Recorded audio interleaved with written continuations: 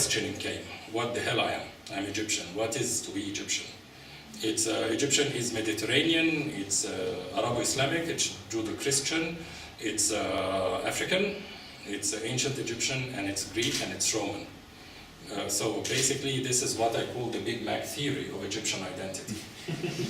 The Big Mac theory is actually, a Big Mac is like that. You either take it or leave it. You know, like if you take one strata away, it doesn't become a Big Mac, it becomes anything else. You know, like Egypt is brilliant because, you know, like all those shops, they do Big Macs. Actually, what they do is the same sandwich with the same content, but they change the name. Yeah. But I'm speaking about the real Big Mac that has all those strata of layers.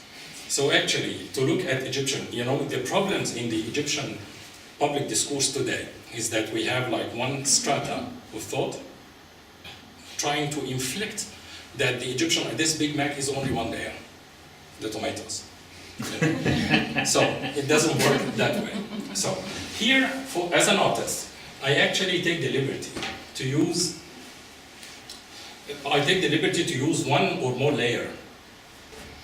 I don't need to use all this Big Mac because I'm not in a public discourse trying to prove that the tomato is the only layer. I actually take the liberty to move across the Big Mac to actually inspire from. In my painting, I inspire from something, while in my video, I inspire from something else. All this is because eventually it was this notion in 1995 when I was questioning myself, who am I? I like to tell stories.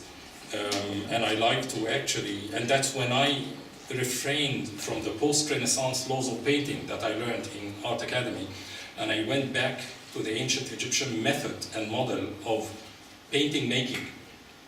Ancient Egyptians invented painting as we know it today. You know, before ancient Egyptians, there was a lot of sculpture and a lot of pottery, and a lot of cave art and a lot of rock art. But painting as we know it, in which you go 20 meters deep in the ground and look at a wall, paint it from ceiling to floor and from right to left, and then go to this side, you find the story goes that way and that story goes that way, and they meet in the middle in perfect balance. This is an Egyptian invention, because Egyptians like to tell stories. They like to tell them verbally and textually. So that's why we find like painting, and then more painting, and then enforced by text. It couldn't be more boring. You know, like because painting was done for a function. It was actually to do documentary, to document, to propaganda, to talk about religion and about the pharaoh and about how even fictitious characters, like meeting all those gods. It's a pantheon of gods. It's like an arsenal of gods. If I would meet half of them, I would be confused. But then, you know, imagine when I'm dead, more confused. So it's really quite phenomenal. The function painting was created for. Egyptian painting had characteristics that never changed for 3,200 years. And so I went back into figuration by discovering that Anubis and Batman, they look like each other. You know? So Anubis is the god of the symmetry with the head of a jackal. He looks identical to Batman. You know, like first, they are both undressed except for their panties or their shorts or whatever that is. And then they have, you know, naked torso, power position, full of muscles like that. And then, you know, the ears, and they look identical, you know, except from the profile. And then this led me to discover that Bastet, the goddess of domestication with the mask of a cat, and Sekhmet, the goddess of war with the mask of a lioness, and Catwoman are identical. and Geb, the god of the earth, reclining figure, painted green, couldn't be other than Incredible Hulk. You know? So even Incredible Hulk, when he goes bananas, you find that he cracks like earth. You know, so and so forth. You know, like this thing I said. You know, this is interesting. So I started to cut images from advertising, and then, you know, do collage and transform all those complete, fantastic, gorgeous women and those bodybuilders into gods and goddesses. And I chose that body perfection for a reason. Ancient Egyptians would do the same. They would get perfect bodies for girls and perfect bodies for boys, and they would make them gods and goddesses. So I did not invent anything. That's when I actually started to step away from the ancient Egypt, from the post-Renaissance laws of creating a beautiful painting, form, dynamic symmetry, shadow and light, composition, and move into a more visually interesting strata And this actually can lead me to discover many notions in the ancient Egyptian art that I can use today. For instance, legends, icons and iconography, time, places, memory, irony, metamorphosis, all very contemporary, extremely contemporary ideas, and extremely contemporary concepts. And they were discussed like ages like millennia ago. In all my practice, I try to break this barrier between East and West, because I don't believe that there is any Eastern idea or any Western idea alone. You know, like if we take Anubis, the idea starts, crosses boundaries, crosses seas, comes back 2,000 years later from a different part of the world as Batman. Look at every single concept in our life like that. The notion of religion, the notion of politics, the notion of hierarchy, struggle of power, subjugation. It's identical. This project is composed of two parts. The drawings part. Those drawings were part of a book, and they have a nice story in the making.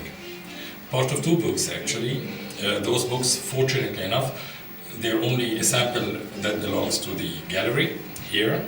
The rest are in Cairo. Those books are sort of a diary. In the over a period of 2 years that was around from 1995 to 1997, and they selected the drawings that are inspired from ancient Egyptian elements that I work with. Ancient Egypt is one principle of my inspirations, but also the Judeo-Christian and the Arabo-Islamic cultures. I draw from the symbology of those periods. I use those in my drawings and paintings all the time.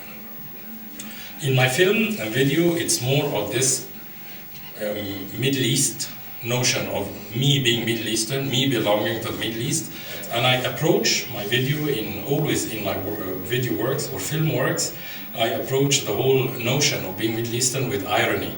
So there is always a joke, either in the middle or the beginning or the end of the video work.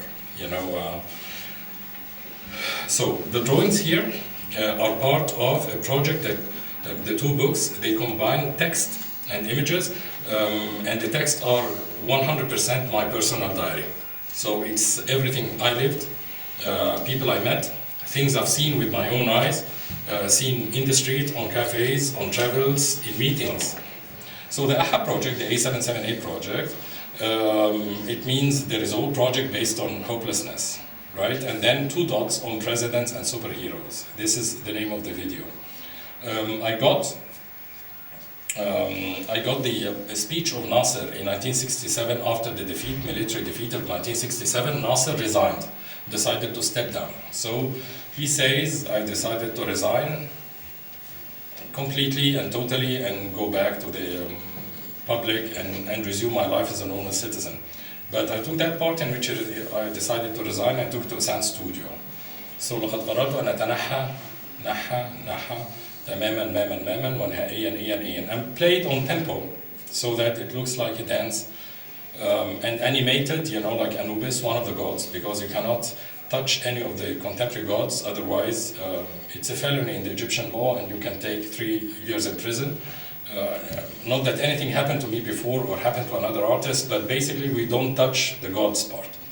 So I animated an ancient god, like that I can get away with it, and made that god walk in the streets of Cairo to sort of like in a critical discourse or an analytical look to sort of evaluate the damage in the behaviors and attitudes of people, and including certain things they do, including elections.